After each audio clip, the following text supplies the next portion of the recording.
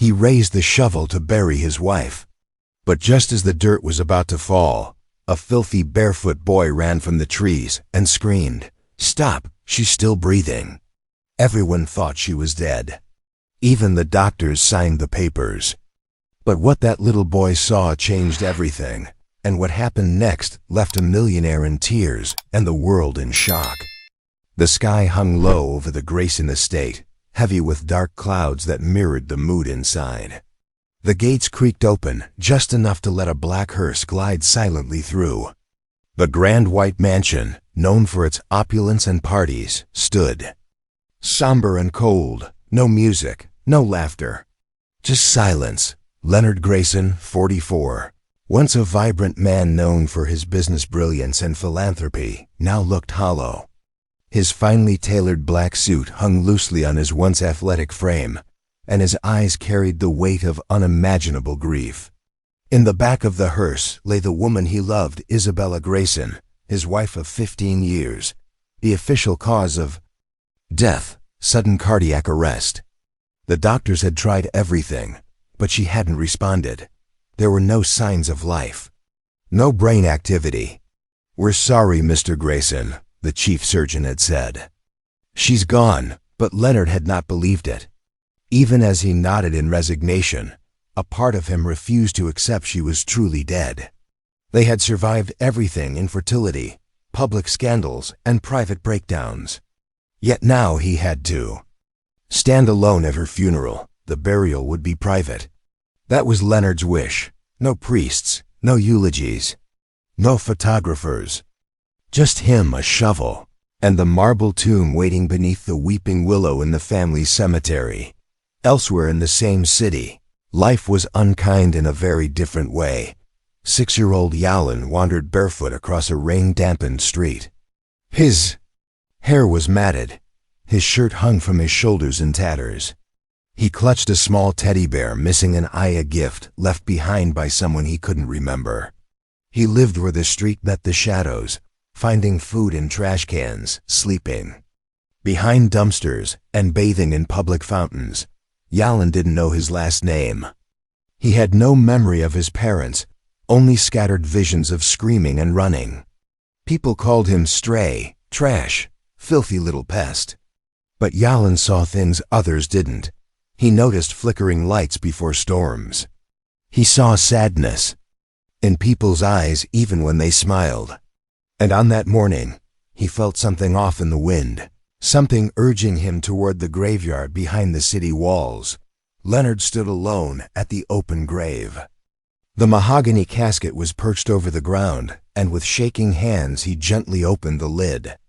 Isabella's face was pale, angelic, her body still in the blue silk gown she had loved. Her hands were folded neatly, a white rose placed between them. Leonard fell to his knees beside her. "I'm sorry," he whispered, voice cracking. "I didn't protect you. I didn't listen to your heart when it was trying to tell me it was tired." He picked up the shovel lying beside the grave. Then, a voice high-pitched, frantic, broke through the silence. "Wait! Stop! Don't! Bury her!" Leonard turned, startled. From behind a tree emerged a tiny figure, a black boy, filthy, shaking from cold and fear. "What? Who are you?" Leonard barked, taken aback. "I saw her move. I swear." Her chest moved. "She's breathing." Leonard stared at the boy, confused and grief-stricken. "What? That's not possible. She's gone," the doctor said. "I saw her. Please just look again." Yalan begged, stepping closer, barefoot and shivering. Leonard looked at the child, torn between disbelief and the smallest spark of irrational hope. He turned slowly back to the casket. He leaned in, just barely a flutter. Then stillness. He leaned closer until his cheek hovered inches above Isabella's lips. A whisper of breath brushed his skin. His eyes widened. His hand shot to her neck. A pulse, weak, but real. Leonard stumbled backward. "Dear God, she's alive?" Fumbling with his phone, he dialed emergency services. "Send an ambulance. My wife, she's alive." She's breathing. Hurry. Yalan stood frozen, uncertain whether to flee or stay. He had helped, but he'd learned the hard way that helping rich people could get poor kids in trouble. Leonard turned to him. You saved her. You saw what I couldn't. But before he could say more, Yalan darted back into the trees. Within minutes, sirens split the silence. Paramedics swarmed the scene, confirming what the boy had seen. Isabella was barely alive, slipping between life and death. They lifted her carefully into the ambulance. Leonard rode beside her, gripping her hand. His mind raced, not just with hope, but with something else. Who was that boy? Later that night, the city buzzed. Millionaire's wife nearly buried, alive saved. By homeless child. Leonard refused all interviews. I don't care about press, he told police. I want to find that boy. He saved her. I owe him everything. But the police could find nothing. No name, no known shelter, no records. He had appeared like a ghost and vanished the same way. Back in the alley behind the cemetery, Yalan curled into a blanket of old newspapers. He had no idea he was on the news. All he knew was that he had done the right thing, and now he had to hide. People don't thank boys like me, he thought. They punish them. 3 days had passed since Isabella. Grayson was pulled back from the edge of death. In the sterile quiet of St. Mary's Hospital, ICU. She lay surrounded by machines, her breath shallow but present, her pulse faint but fighting. Leonard Grayson never left her side, sleeping in the same chair every night. Holding her hand like it was a rope anchoring her to the world. But through all the beeping monitors and hopeful whispers, one name kept echoing in Leonard's mind. The boy. The child had vanished as quickly as he'd appeared. The police had no leads, no security footage. He wasn't in any shelter. Social services had no matching report. It was as if the child didn't exist, but Leonard couldn't let it go. He saved her, he whispered aloud, staring at his wife's still face. He saw what none of us did. That morning, Leonard stood before a row of microphones outside the hospital. Cameras flashed. Reporters leaned forward. The world was watching. I don't care about fame or headlines, he said. But if you're out there, if you can hear this, please, I beg you, come find me. You saved my wife's life, and you saved mine. I want to know your name. I want to thank you. Properly. Then, he held up something. It was a drawing, crude and wrinkled. The lines were shaky, drawn with a dull pencil on the back of a pizza flyer. But it was unmistakable. A woman in a box, a boy pointing, and a man with a shovel. Yalan had left it behind at the graveyard. Leonard had found it in the dirt near the open grave. It was proof. A child's silent cry for someone to see him. In a forgotten corner of the city. Yalan crouched inside an abandoned shipping container. Behind a furniture store, rats scurried.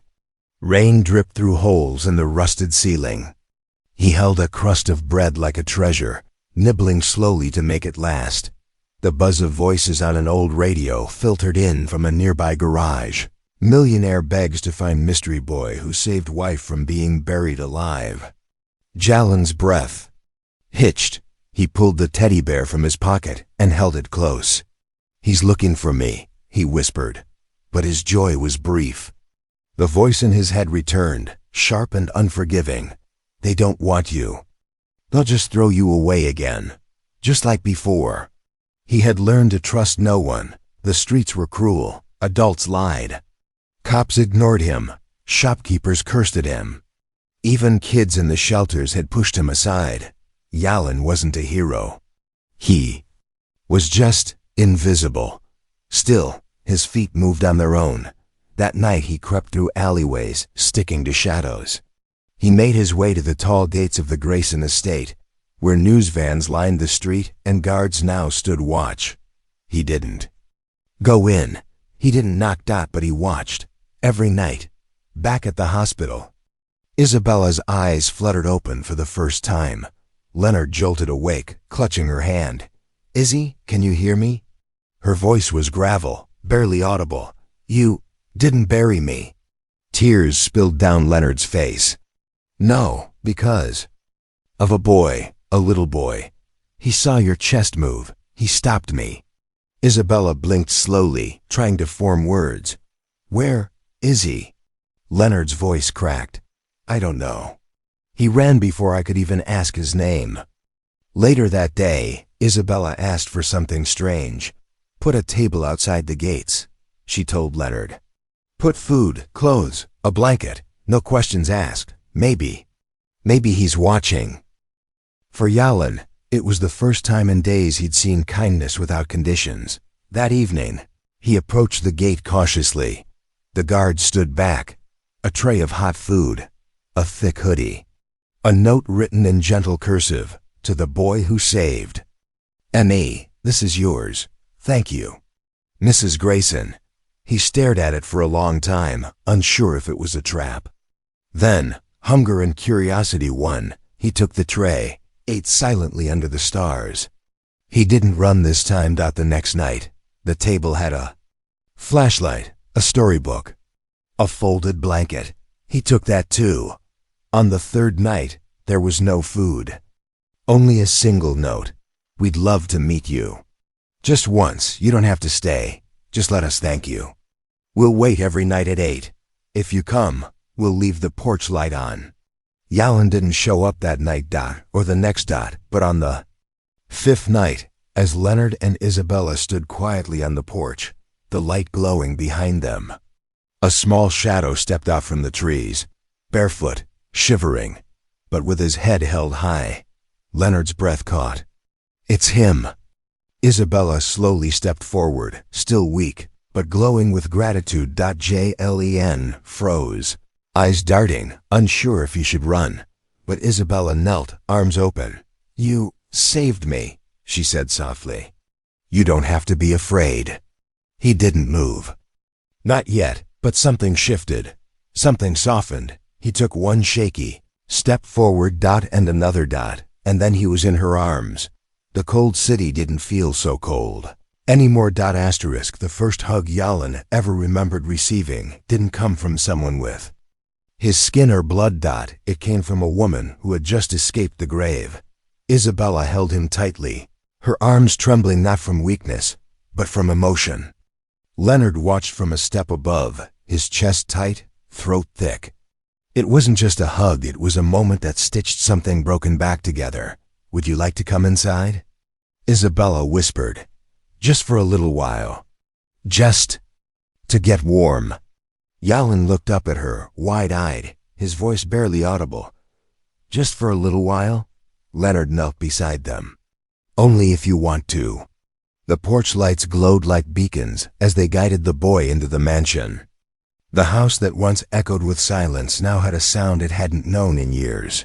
The soft footsteps of hope. Inside, Yalan sat stiffly on the edge of a velvet couch in the grand hall. The crackling fireplace warmed his bare feet, but he didn't remove his torn hoodie.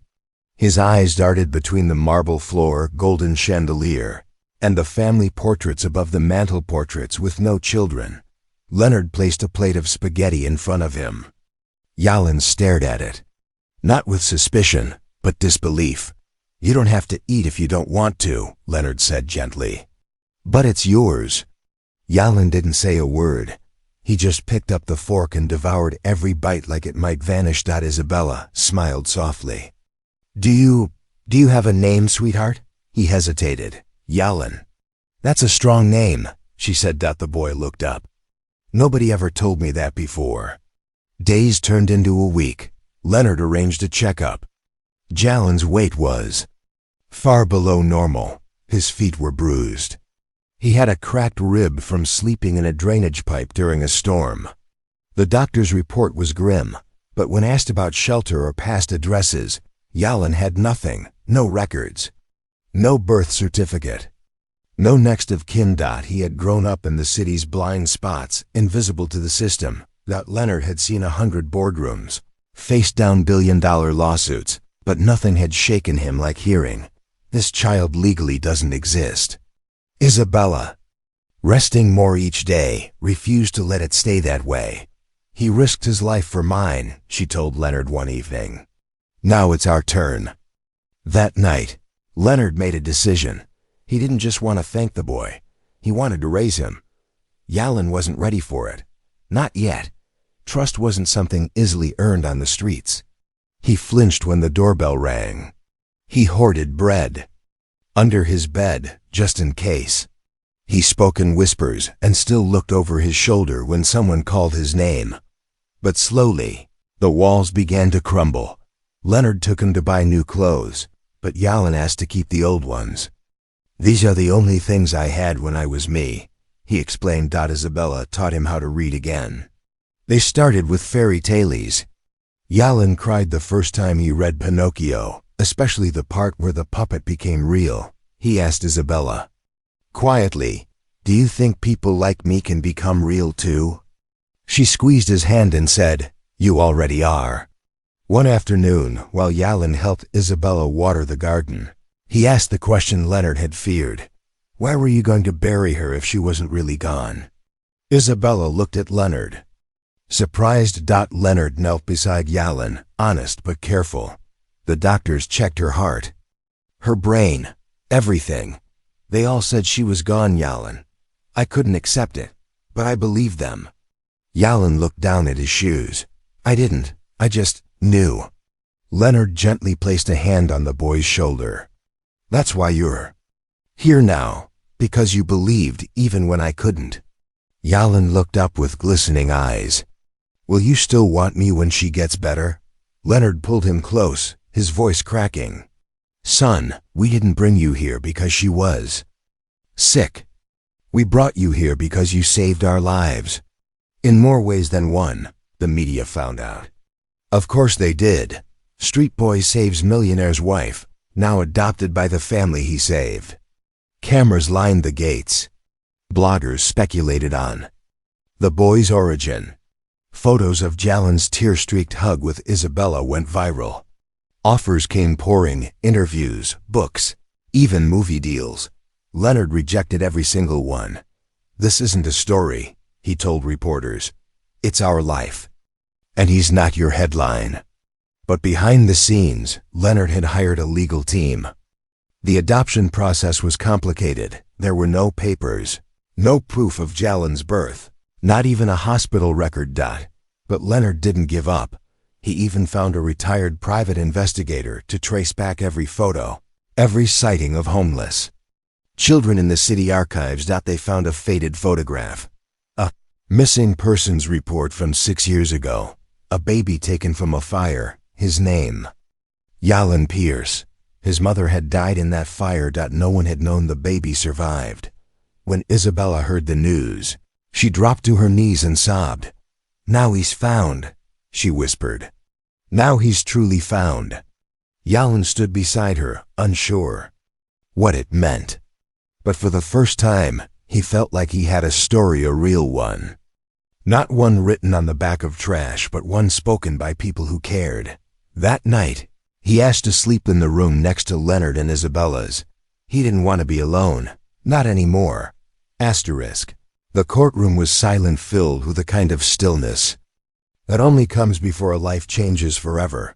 Leonard Grayson stood beside Yalin, his hand resting firmly on the boy's shoulder. Across the aisle, lawyers, social workers, and court clerks watched as Judge Ramirez, an elderly woman with silver hair and soft eyes, flipped through the final pages of the case file. No birth certificate, no biological relatives, but pages upon pages of testimonies, medical reports, character references, school enrollment forms, therapy progress notes, and a handwritten letter from Isabella Grayson that read, "This child didn't come from my body, but he brought my soul back to life." The judge looked down at Yalin. "Young man, do you want to be adopted into the Grayson family?" "No pressure, just truth." Yalin hesitated, then stood straighter than he ever had before. "I do," he said. "They found me when nobody else even looked." The judge nodded, eyes glistening.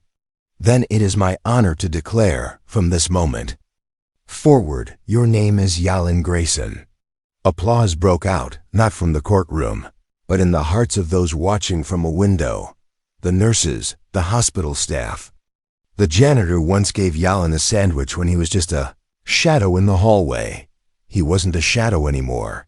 Back at the Grayson estate, the walls that had once echoed with emptiness now danced with life. Yalan's laughter filled the halls. So did the sound of his sneakers sliding across the marble floor, the way he called Isabella Mom without hesitation, and how he started hugging Leonard, tighter with each passing week. But the healing didn't stop there. Leonard began funding programs across the city, initiatives that searched for and protected lost children like Yalan. He didn't just write checks. He showed up, sat with kids, listened to their stories. He created the Second Glance Foundation. Because Yalan hadn't just saved Isabella. He had shown Leonard how many children the world walks past every single day. One quiet evening, Yalan sat on the porch swing with Isabella. The sky blushed with the orange and pink of an early sunset. "Mom," he asked, "why do you think I saw your chest move when nobody else did?" Isabella smiled and wrapped a blanket around him. "Maybe your heart sees more than most. Maybe you were meant to be there."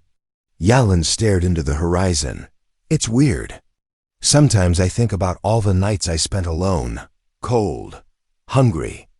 I used to wish someone would just see me." "You were always meant to be seen," she whispered. "The world just took too long to open its eyes." He looked at her, his eyes full of something most kids never learn to name: peace. The next day, Yalan returned to the cemetery, not to grieve but to honor the place where it all changed. He carried a small bouquet of wildflowers. He laid them beside the grave of Isabella's great-grandmother and whispered, "Thank you for not letting her go." He didn't stay long. Just long enough to look around at the headstones and think, this place used to be where things ended. But for me, it's where everything began. As he turned to leave, he saw something near the gate. A girl, maybe 7. Thin, shoes too big. Her eyes darted like his once had. He knew that look. He walked toward her slowly. "Hey," he said softly. "Are you okay?" She looked at him, unsure, then nodded once. Yalan reached into his backpack and handed her half his sandwich. "You hungry?" She took it and devoured it in seconds. He smiled. "You want to come with me? I know a place where people actually care." The girl looked up, cautious but curious, and in that moment, the boy who once had no name became a lifeline for someone else. 1 year later, photos hung along the staircase of the Grayson estate. One showed Yalan in a cap and gown at his first full year of school. Another showed him building a garden bed with Leonard behind a youth shelter, and beside them all, a new one had just been added. Yalan standing next to Isabella and Leonard, with a small girl in a pink dress holding his hand. Her name was Amira. She, too, had once been invisible, but now she was home. Final scene. A letter to the world. A video, posted on the Second Glance Foundation's website, began to go viral. In it, Yalan sat on a stool, now older, voice calm but steady. "My name is Yalan Grayson. But I used to not have a name anyone remembered. I used to sleep behind cemeteries. I was hungry, scared, and I thought I didn't matter. One day, I saw a man about to bury his wife. I saw something others didn't. That day changed my life. And there's sometimes the world passes kids like me without seeing them. But I promise you this.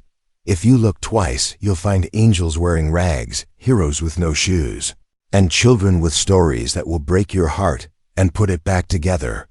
You don't have to be a millionaire to save someone. You just have to stop. See, like someone finally did for me." The screen faded to black, followed by a simple phrase: "Everyone deserves to be seen." Second Glance Foundation. And so, the boy who was once forgotten became the reason others were remembered. He wasn't a miracle. He was proof that sometimes the smallest voices carry the loudest truth, and that love, when given freely, can turn strangers into family, graves into beginnings, and broken children into brave ones. Forever.